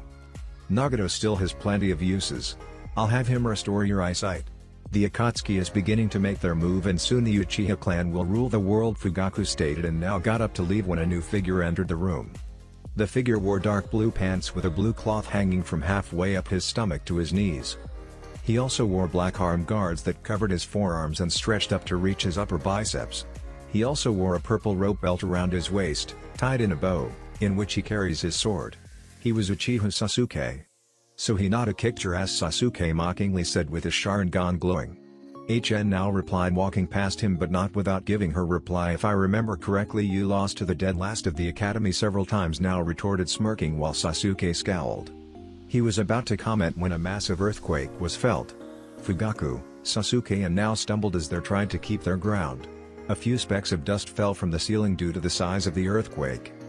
This chakra, now said with her eyes widening. Who could possess such presence? Now fearfully asked. Fugaku was also curious about this massive chakra signature that he suddenly felt within the village. Fugaku focused as he felt his chakra and cursed his luck. That would be the pissed off Senju whose girlfriend you tried to kill a few minutes ago, Fugaku stated. So the Dobi shows himself, Sasuke said and was about to leave and go fight him when Fugaku grabbed him by the arm. He's on a different level than you, patience, Sasuke, Fugaku said, and Sasuke unwillingly agreed, leaving the room. Looks like my pet's hour has come to an end. I can't reveal the Uchihas just yet, Fugaku thought to himself, making his way to the roof to observe just how much Naruto had grown. He was such a obedient pet. Such shame, Fugaku sadly thought. Gather the clan, Fugaku said towards Nao, who nodded. We are moving out of Kirigakure, Fugaku said as he left the room. Few minutes earlier, Kirigakure's main gates. It was a calm and silent night in the village of Kirigakure. At least that is what it appeared to be, because if you look deeper, you could feel a tense atmosphere with several shinobi running around. After all, they were at war and Yagura had mobilized the remaining army to defend the village against the next assault, which would be in the next few days. It was a full moon and a cloudless night. The moon was shining high in the sky, illuminating the whole village. The shinobi were running around like headless chickens. They had so much to do in so little time. Guards were posted at the gates and walls to check for any sign of an attack. Armories and blacksmiths were working non-stop to produce weapons and armor for the shinobi to use. Man, I hope those monsters attack soon so that Yagura-sama can wipe them out and get this over with, one of the guards stated to his companion, who seemed bored as well. Apparently no one liked doing guard duty. After all, you just sit there looking out for threats and stamp papers all day. Couldn't agree more, the other guard replied, yawning. The guard stretched and opened his eyes, getting up, when he saw a small flare on the distance. What is that? The guard asked, looking at the distance. There was a small flare on the distance. It looked like a small campfire or something similar. What? The other guard asked as his companion's eyes widened. That, the guard yelled, as he jumped off, when the small beacon on the distance was quickly approaching. The other guard didn't even have time to blink as the small beacon became a gigantic wall of white-hot flames. The walls and gates were engulfed by the flames with such intensity that even rocks started melting. "Raise the ale," the surviving guard yelled, but that was cut off by a sword through his chest. The last thing the guard saw was a pair of deep blood-red eyes. "I'll show them the despair the Bloodlines users felt," Naruto said as he blurred towards the village with his sword at hand. Naruto was running through the village when the shinobi started gathering up in front of him. In just a few seconds the whole army was standing in front of him with Naruto looking at them impassively, his yellow hair flowing in the wind. "Truly amazing," Yagura said as he watched the battle from the top of the Mizukage tower. 2,000 shinobi stand in front of you and you don't even blink," Yagura said astonished. "When I'm done with them," Naruto said pointing his sword towards the army, "I'm coming for your head," Yagura, Naruto stated, and the army started laughing. "Do you really think you can get past us?" one of the shinobi said while other laughed. "I'm not getting past you. When I'm done slaughtering every one of you, I'll be going for Yagura," Naruto stated, and the shinobi quickly shut up. "Let me show you the power of a god," Naruto stated and began unleashing his silver chakra that seemed to complement the moon in the sky. His hair began to flap wildly and the ground began to crack as his aura skyrocketed. The shinobi army decided that enough was enough and rushed Naruto. Suddenly the whole village felt his chakra and anger and buckled to his power. A few shinobi stumbled as they ran once they felt his true power. They were gasping for air and dropping to their knees as Naruto unleashed his chakra. "Kaden, go Kamekiyaku," Naruto said, forming the horse hand seal and pumping his lungs with chakra. A colossal wall of flames erupted from his mouth and rocketed towards the shinobi army, scorching the ground and destroying everything in its path. The shinobi army's eyes widened at the sheer magnitude of the jutsu. Water users quickly rushed to the front lines to try and mount some kind of defense. Suijin Heki, dozens of shinobi shouted, releasing water from their mouths to stop the onslaught of the flames. The water collided with a fire and it was enough to stop it in its tracks. Once the clash was over, a big steam cloud washed over the battlefield from the jutsu clash. Naruto smiled as his sword sparkled with electricity and he rushed head-on against an army of 2,000. There was no other word for it unless slaughter. These weak shinobi posed no threat against Naruto. Naruto ducked under one punch and kicked another shinobi, blasting him away from the power of the strike. Left and right, shinobi were getting tossed aside like rag dolls. There was no stopping him. They could barely track Naruto, and once they got close to him it would be over. The fact that it was night coupled with the steam cloud made it worse for the shinobi who were dropping like flies. "Futon, Daitapa," a shinobi shouted and sent a gust of wind that sent Naruto flying back, but he quickly flipped mid-air and landed gracefully on the ground. Naruto's eyes glowed as he made a single tiger hand seal. "Enten, go Kamekiyaku," Naruto said, and instead of the usual white-hot flames, pitch-black ones came from his mouth. But, unlike the other ones, there was no stopping this attack. Blocking this attack wasn't an option, as the army soon discovered when the black wave clashed with a water shield and easily evaporated it. Black flames spread through the battlefield, decimating a chunk of the army as the others scrambled. The army watched in fear as the black flames descended upon them. They ran out of the way, but a small contact and it was all over. They screamed and rolled on the ground, trying to put out the black flames. Once the unlucky ones have been dealt with, the army retook their positions, all the while watching the black flames burning on the side. Now they understood who they angered and who they were facing. The heated air went to the sky and started forming clouds, and rain started to fall. Soon enough thunders could be heard, illuminating the whole sky with their power. Due to the clouds and being night, darkness covered the whole village. The only light they had was that of a few fires created from the destruction and lightning bolts in the sky. 300 down, Naruto started as his eyes glowed once again. 1700 to go, Naruto said as he was surrounded by a silver aura. The aura started expanding and forming a shield around Naruto. It was the beginning stage of the Susanoo. A single rib-caged form stood around Naruto as it began to grow and grow. Soon the ribcage started growing out and getting covered by a small layer. "What monster is he?" a fearful shinobi asked as he looked towards the monster figure that surrounded Naruto. He was some kind of silver ethereal humanoid with black teeth. The humanoid's hands glowed and the weapon appeared in each of his hands. The Susanoo's hands glowed and chakra expanded outwards, forming some kind of sword. At the end of the sword it was a long curved blade. Those were scythes, the weapon that Naruto's Susanoo decided to show. Some say that the Susanoo's weapons are the ones the user is truly meant to wield during his lifetime, but Naruto had a suspicion it had something to do with the deal he made with the Shinigami. After all, if Naruto wanted, any enemy slain by those swords would be sealed in the death god's stomach for all eternity. Snake boar ram rabbit dog rat bird horse snake clap hands. Shiki fu Ujin Naruto said as the air suddenly became colder. Jiraiya, Hinata and Gaara shivered when they felt the Shinigami's presence shimmer behind Naruto. Behind Naruto a white spectral image formed almost instantly. The figure had purple-colored skin with large white robes. He had 2 red horns and 2 fangs with black teeth. He had long white spiky hair and on his mouth a large knife. On his hands he had a chain of red beads. "What did you summon me for, mortal?" the death god asked annoyed. His voice was like ice. It seemed that yet again, another human had dared to summon him to his biting. "I have a proposition for you, Shinigami-sama," Naruto said, but the Shinigami didn't look pleased. "I don't deal with mortals. So if this is what you summoned me for, I'll take your soul," the Shinigami said and extended his arm towards Naruto's chest, who remained in place. Shinigami's hands grasped Naruto's soul tightly and pulled, and pulled. Shinigami's eyes widened when he couldn't remove his soul.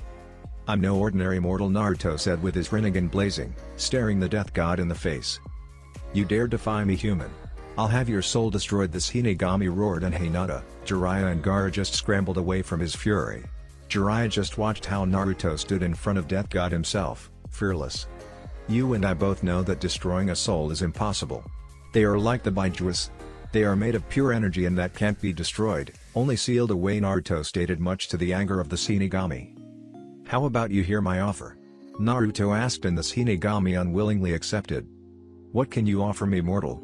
the Shinigami asked, intrigued by this human. Even though he possessed the eyes of the gods, he should be able to remove his soul without even trying. "A way to stop mortals from summoning you," Naruto said, and the Shinigami grew curious. "Speak," the Shinigami said and motioned for Naruto to go on. "Currently there are 3 people alive that can summon you.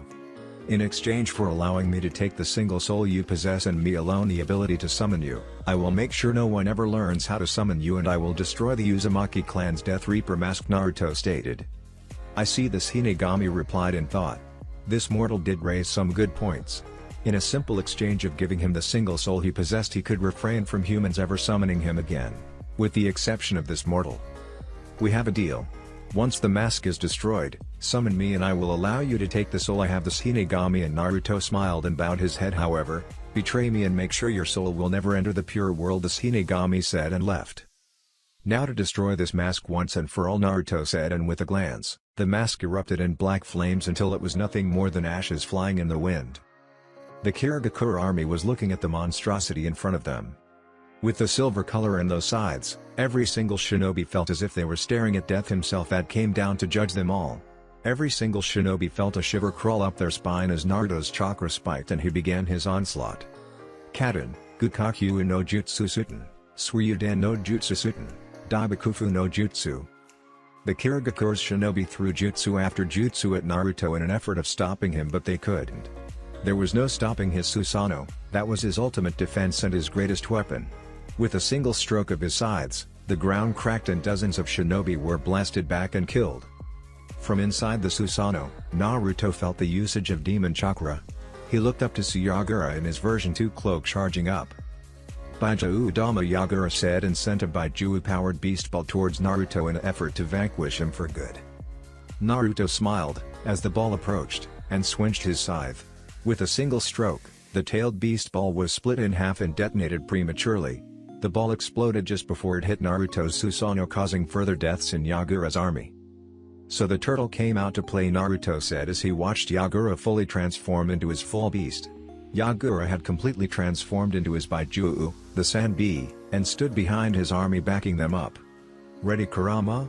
Naruto asked his own Baiju, who smirked in return. "Kushios no Jutsu, Kyubi no Yoko," Naruto said, slamming his hand on the ground. There was a large poof of smoke and a big shock wave that blasted most of the shinobi back. Once the smoke cleared, the Kyubi was standing there, his 9 tails swinging in all of their glory, with Naruto on top on his head. "Ruo!"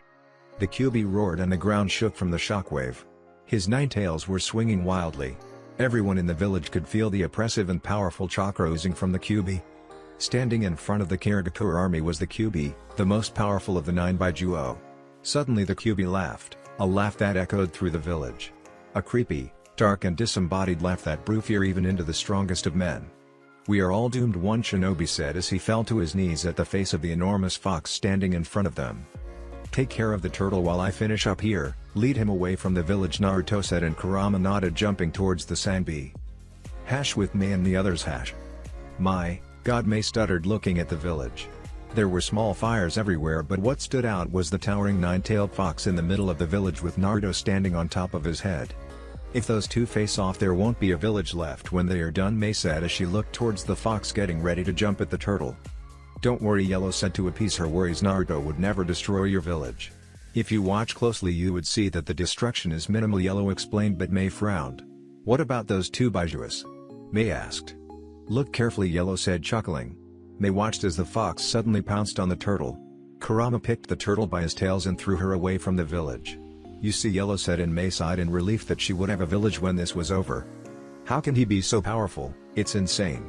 He's beyond cage level, Mei stated as she watched as a single man took down 2,000 shinobi and defeated a Baijuo. I don't know, he just is, Yellow answered truthfully. With Toby. That is a problem, Toby said, looking at the Kyuubi. If you can summon the Kyuubi to the outside and still be able to fight, then the standard duo team of the Akatsuki won't be enough to take him down, Toby mused in thought. And he has great control over his Susanoo, Toby stated, looking at the ethereal warrior. Back to Naruto. Naruto watched as Kurama battled with the turtle. Even he had to admit that the Sanbi had one hard shell. The Sanbi took a Baijo Dama and came out slightly smoking. Naruto smirked as Kurama taunted the damn turtle every single time he could. I guess he didn't get off in a while, Naruto thought. You bet, it feels good to stretch my legs for real, Kurama replied through their mental link. Naruto chuckled and turned to end his job. There still were about 1,000 shinobi remaining. Naruto focused chakra into his eyes and another pair of arms grew on his Susanoo. Both Naruto and the forged Susanoo's arms made 3 hand seals simultaneously. Ram plus snake plus bird. Tenga Shinsei, Naruto said as the sky began to darken even more. A shroud of darkness covered the whole village and many shinobi looked up only to see a large meteorite block their view of the moon and sky. What the hell is this? One shinobi asked, dropping the sword and looking at the rock coming down from the sky. Is this really ninjutsu? Another asked as they all began to retreat away, trying to get clear of the blast radius. Baijo Udama, Naruto heard and looked to the left to see a big-tailed beast ball heading towards the meteorite. The meteorite exploded into thousands of smaller stones that rained down on the village. You are a fool, Yagura, Naruto said before flashing through hand seals. Meteorite shower, Naruto said as he unleashed multiple fireballs that crashed into the falling stones.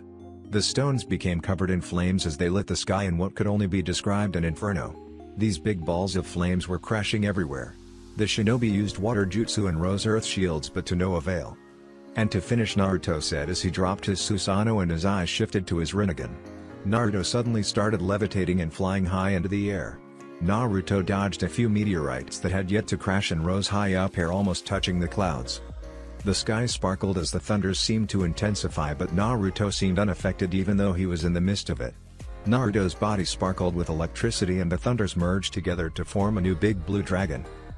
Naruto's whole body was covered in blue lightning as the dragon exited the clouds and circled Naruto. With a single movement of hand, the dragon stopped and Naruto dropped down on his head, still high in sky. Raijin no Ken, Naruto said, and dragon roared. Naruto rode the dragon into the ground and, in flash of white and blue, it exploded with such force that the whole village shook. The ground was covered in blue dome of chakra sparkling. Even the Kyuubi and the Sanbi braced themselves so they didn't get blasted away with the shockwave. Once the smoke had cleared and the blue chakra disappeared, the only thing remaining in the middle of the crater was Naruto, completely fine and without a hair out of place. Naruto looked around and saw that the army was devastated. There were 2, maybe 300 survivors here and there. That is what you get for attacking in numbers.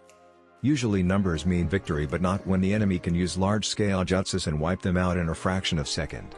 Namikaze Minato had done the same during the Third World War, and now, Senju Naruto had just started his own legend by decimating an army of 2,000. Please, the shinobi said, backing away and stumbling to the ground, falling on his butt no more. We surrender, the shinobi said while the others did the same and bowed to Naruto in sign of defeat. Naruto didn't spare them a glance as he looked towards the Kyuubi and the Sanbi. There was only one target left, Yagura. With Mei and the others. It's over, Blue said while Mei, Chujuro and her rebel army stared in shock. A single shinobi had decimated 2,000 trained shinobi in under a few minutes. Remind me to never piss him off, Al muttered under his breath while Chojuro was on the ground drooling. Thank God we will be allied to the leaf, Mei thought with her eyes bulging out of her skull. He was truly a god. Just what kind of monster did Namikaze Minato and Uzumaki Kushina had? To think he conquered a village without even truly using his Rinnegan green, thought as he looked at the devastation. There weren't many bodies left as the Amaterasu flames, coupled with the last Raiden Jutsu, disintegrated everything. Send word to the army. We are occupying the village, Yellow said, and Mei nodded, ordering her army to take control of the village. Naruto had been careful to only use those devastating jutsus on the main clearing up village, leaving the buildings mostly intact.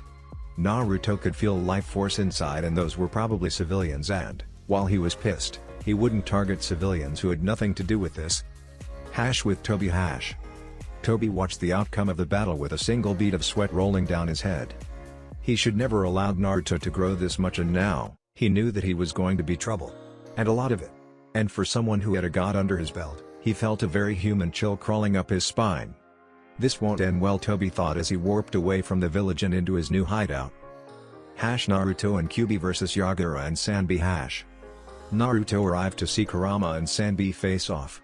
Kurama was faster and more agile than the Sanbi. Though on the other hand, the Sanbi was built as a tank, made to last and endure any type of an attack. If the tailed beast ball she took head on a few minutes ago was anything to go by, her shell was very strong and sturdy. Yagura, is that you in there? Naruto asked as the giant turtle in front of him as he jumped on top of Kurama's head. You will pay for this, you insolent brat, a pissed Yagura replied. He had just lost the war. This kid in front of him had decimated his army and conquered his city. If he couldn't win this war, he would at least take the brat with him. The Sanbi charged forward and coiled herself. The Sanbi started spinning and rolling all over the battlefield. Kurama dodged aside to avoid getting hit head-on and watched as the Sanbi changed paths and blurred towards him once again. Naruto sat down on the Kyuubi's head and started gathering natural energy while Kurama kept the Sanbi busy. A few minutes later, Naruto opened his eyes to show several red marks spread around his face. Naruto gained red pigment markings around and under his eyes, as well two concentric red circles in the middle of his forehead. His Mangekyo was still the blood red but was glowing unnaturally. These were the markings of a sage. Naruto extended his right arm and chakra started gathering on the palm of his hand. A familiar swirl was heard as a Rasengan was being born in his hand. The ball started taking a silvery color like his chakra, and a deafening sound was starting to come out. Suddenly the Rasengan expanded, forming 4 large points around the central sphere, taking the appearance of a Fuuma Shuriken. Fuuten, Rasenshuriken, Naruto said and hurled the new Rasengan towards Yagura. The sphere sliced through the air, and before Yagura could react, the Rasengan hit the Sanbi right in the head. The Sanbi was pushed back and rose into the air. A towering dome, 50 feet in diameter, appeared around him as thousands of wind blades sliced through her shell like a hot knife through butter. When it was over, the Sanbi collapsed to the ground. Golden chains burst from the ground and ensnared the Sanbi's tails, paws, head and whole body, pinning her to the ground. The Sanbi squirmed under the chains, but it was no avail. Even Kurama had trouble with those chains. Rat, ox, dog, boar. Naruto went through the hand signs and clapped his hands together. He slammed his right hand on the ground and kanji started flowing out of it and going towards the Sanbi, forming a ring around him. 5-point demonic suppression seal, Naruto said, and the kanji started glowing. Yagura yelled in pain as his tenant's chakra was being forced back into the seal. This was the same seal Naruto had sued against the Ichibi during the Sand Sound invasion. This seal works like the 5-pronged seal but on a much larger scale. This seal suppresses the Baiju's chakra, forcing it back into the seal. The Sanbi coiled itself in a large dome of water. In just a few seconds all the water disappeared and Yagura fell to the ground. Naruto jumped down from Kurama's head and approached Yagura, who was lying on the ground. Suten, Suishuhai, Yagura shouted, and Naruto's eyes widened when a gigantic water wave rose from the ground. Yagura was panting at the top of the wave as he commanded her to crash into Naruto. Naruto used his Kamui and left the water hit the ground. Once the wave had calmed down, Naruto jumped on top of the water looking at Yagura. "You are still alive," Naruto said, looking towards Yagura. He was slightly bent over, taking deep breaths. "It's over, Yagura, your reign of tyranny and oppression has come to an end," Naruto said, closing the distance between them. "Something is wrong," Naruto whispered to himself, observing Yagura intently. His chakra network was off, very off. His chakra seemed to be all over the place, like he had some genjutsu affecting him. Could it be? Naruto thought to himself as he approached Yagura and placed 2 fingers on his forehead. Kai, Naruto shouted as he infused some of his chakra into Yagura's network to disrupt and restart his chakra flow. Yagura blinked and noticed the blonde in front of him. Who are you? Yagura asked to Naruto, whose eyes widened. Oh shit, Naruto thought, since he was right. Suddenly his eyes became silver as his Rinnegan flared to life. Naruto placed a hand on top of his head. Human path, Naruto said, and started reading Soul. Naruto was rummaging through his memories when a certain orange-masked individual appeared in them. Tobi, Naruto thought angrily. It was all his fault. Tobi had used the Sanbi as medium to manipulate Yagura. He was just another innocent in all of this. What, Yagura said, dropping to his knees and looking at his shaking hands. What have I done? Yagura asked himself, and Naruto knew that look all too well. Regret, and a lot of it. Naruto turned to Kurama when the ground suddenly shook. Naruto quickly turned back to Yagura to had a small smile on his face and a hand on his stomach. Time seemed to slow down as Yagura spoke. Thank you for setting me free, take care of Kiri for me, Yagura said just before his body exploded and bright light rose to the skies. The light expanded and started reforming in the air. 3 trails suddenly sprouted from the energy. The energy started condensing, gaining a light blue tone and several spikes. The Sanbi was reforming. He took his own life by fully releasing the Sanbi, Naruto sadly thought. Tobi had wrecked yet another village and countless lives. And all for what?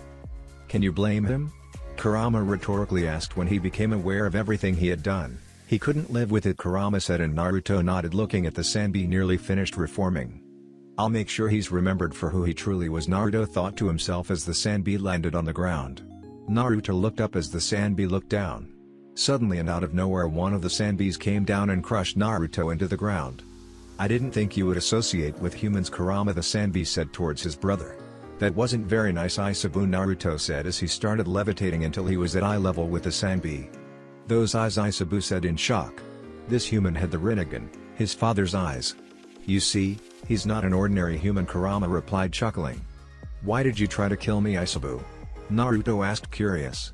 After all, Naruto was the cause of his release. I know all of you humans. You a bunch of power-hungry fools, and I didn't intend to be sealed again, Aisabu replied, and Naruto nodded. What if I told that I never intended to seal you? Naruto rhetorically asked towards the surprised Sanbi. In fact, I have a proposition for you, Naruto said. Really?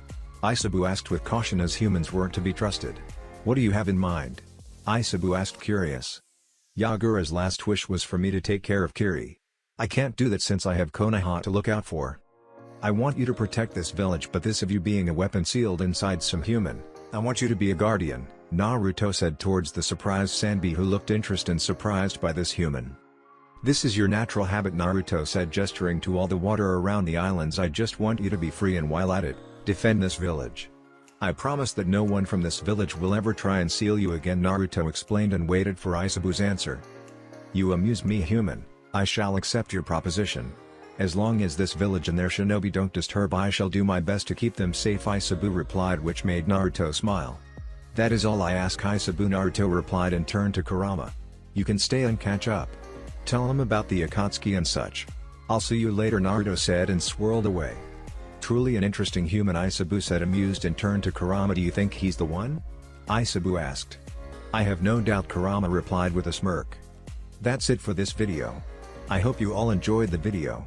Don't forget to like the video, subscribe to the channel, and follow me on my other social media accounts. Anime God here, and I'm signing off.